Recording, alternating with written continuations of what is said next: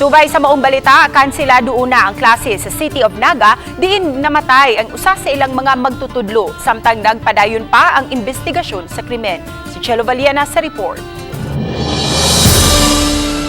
Wa man muluwat og pamahayag ang mga kaubang magtutudlo ni June Leo Pañares sa City of Naga Integrated Center for Science, Technology, Culture and Arts mahitungod sa iyang kamatayon apan ilang gihulagway nga usa ka buutan og tarong nga magtutudlo sa Science and Research sa grade 9.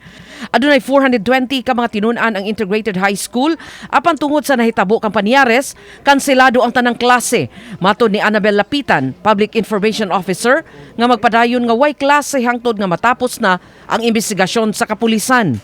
Sirado ang school today kay as per instruction from the division office since ongoing pa ang investigation kanang gisuspend usa ang mga klase. Lakip sa kanselado ang mga klase sa Inuburan Elementary School. Tungod diini mibalik sila sa asynchronous classes. Online alang sa mga tinun-an nga adunay magamit nga internet ug module alang sa mga wala. Nagpabilin ra usab ang mga magtutudlo sa tunghaan aron makapahigayon sa online classes. While suspended ang klase, mag-asynchronous usa meaning ang students pwedeng magpadayon ang klase through kanang online.